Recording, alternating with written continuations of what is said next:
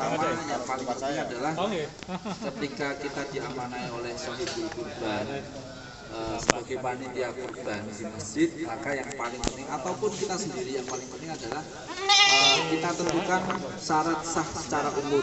Ini yang pertama. Karena kalau kita tidak menentukan itu Pak, dan ternyata kambing itu belum poel, maka itu hanya dihitung sebagai sedekah. Artinya pahalanya bukan pahala kurban. Padahal kalau pahala kurban itu luar biasa. Ya baik itu darahnya, terus kemudian bunuh dan sebagainya itu yang akan menilai akan menilai pahala adalah Allah. Tapi kalau masih hanya sekedar apa? Cukup umur ya sudah. Hitungannya sedekah biasa. Ya.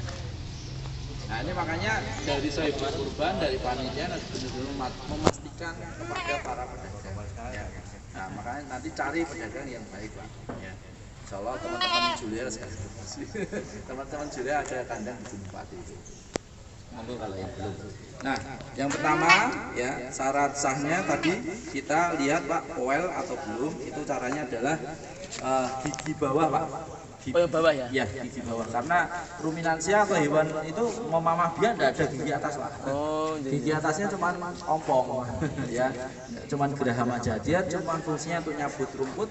Ini harus apa ya giginya ya? Yang dua tengah ini berbeda Pak. Kalau sudah poel itu dua tengah ini dia sudah berbeda. Artinya sedikit lebih tinggi, lebih besar atau apa? Dan lebih renggang ya? Iya lebih renggang. Yang itu berarti belum? Itu sudah belum? Ini insya Allah sudah. Belum masih sama. Ini sudah belum Pak? Belum ini masih sama. Ya. Ini cuma contoh. Jadi ini belum, masih sama persis ini. Ini nanti buat sedekah ya. Ya. Jadi kalau misalnya yang poel itu apa Pak? Yang tengah dua itu sudah lebih tinggi. Nah, jadi ini sudah lebih daripada 1 tahun kalau. Nah, kalau yang tadi itu sudah, kalau yang ini memang contohnya belum. Jadi kata-kata poel bukan berarti ini hilang ya, tapi udah Tumbuh. ya, sudah tumbuh lagi Ya, bentuknya tumbuh lagi. Ya, dengan gigi dewasa. Kalau ini kan gigi susu Pak, kalau yang seri sama itu gigi masih cempe. Kan beda. Nah, Hilang tumbuh lagi. oh iya. Itu berarti sangat poel.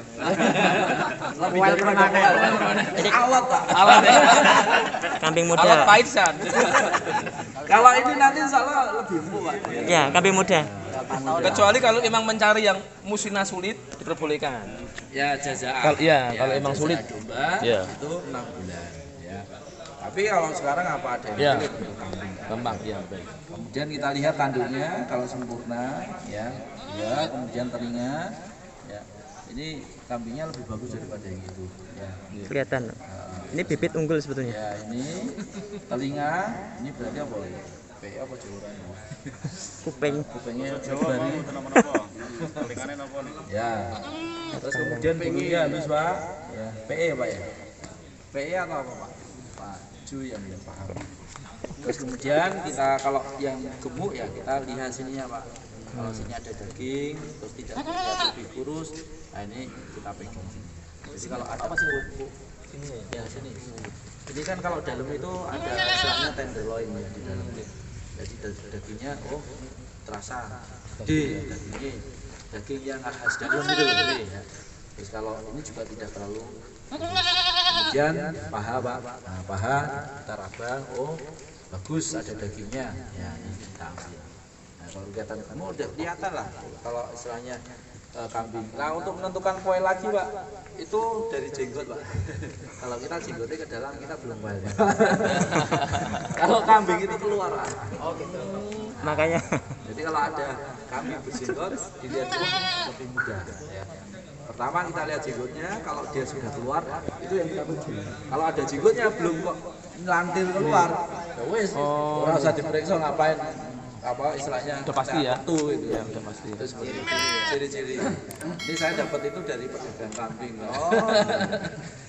Kalau diajarkan di teori tidak ada, tapi kemarin saya dapat dari Solo itu waktu pelatihan di sana salah satu cirinya adalah apa nyelantir. Jadi ke apa jenggot itu ke depan. Kalau kita kan tanda poelnya ada putih. Gitu ya.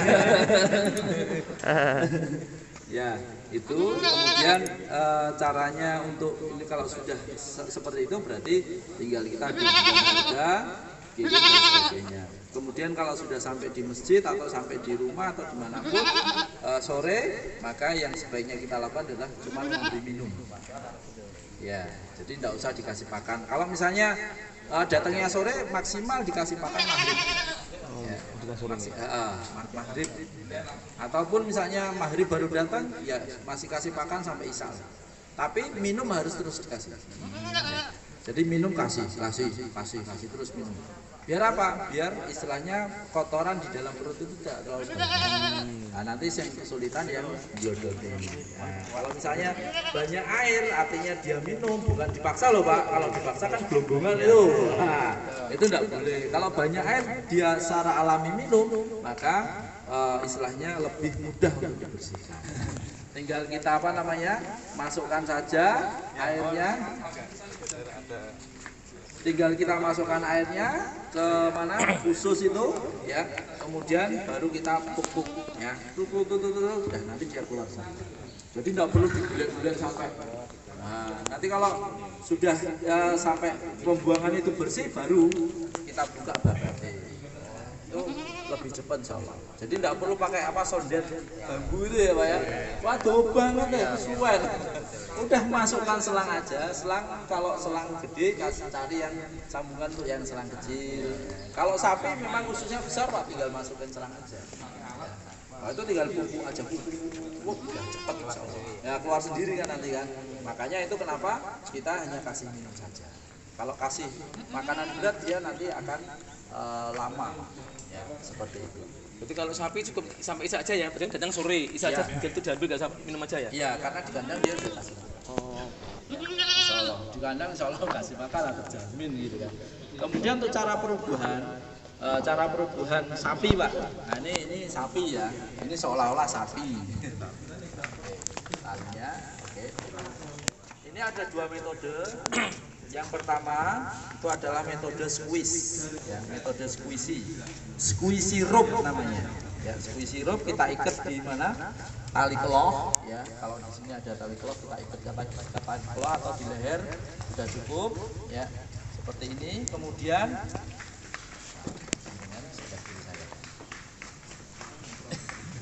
nah, jadi kalau kita mau ambrukkan ke sebelah kiri maka ikatannya sebelah kiri, Pak. Oke, silakan, Pak.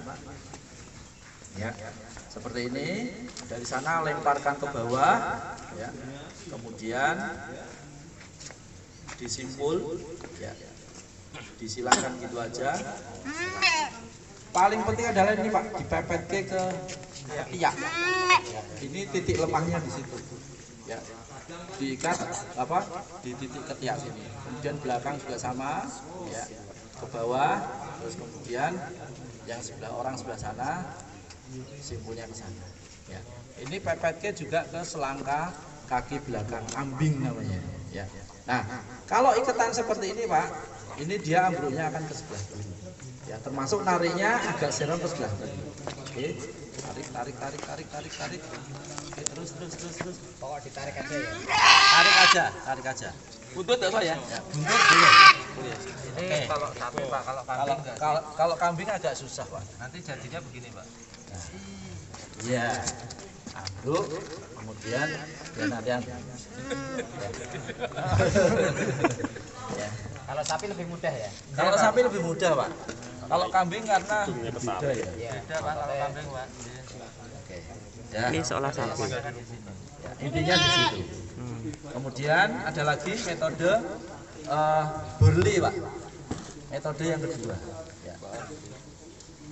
Oke, metode yang kedua, metode burli.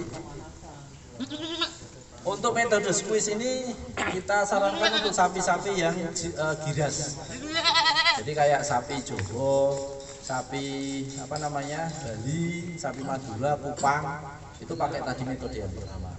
Metode yang kedua ini kita sarankan untuk kayak timosin, kayak simental, itu bisa. Kalau metode yang kedua dikasih ke sapi Jowo Pak, susah Pak. Iya, istilahnya terlalu kuat Pak. Oke, silakan Pak. Ini metode burli. Tali bagi dua. Panjang tali untuk sapi sekitar 10 sampai 12 meter. Ya. Oke, dikalungkan di atas, kemudian disilangkan di bawah. atau tidak ya, tidak silangkan di bawah. Kemudian silang di atas punggung, ya. Kemudian turun ke bawah selangkah, lurus Pak. Nah, kalau kita pengen roboh ke sebelah kiri, maka yang sebelah kiri yang ditarik paling kuat, ya, tarik paling kuat. Jadi yang kanan hanya nahan saja. Ya. Karena ini nggak terikat jadinya. Ya.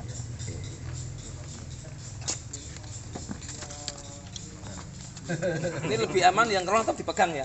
Enggak Pak, kelahnya kita harus amankan dulu. Harus tetap pegang ya. Enggak, jangan. Harus diikat di pancang. Oh, iya.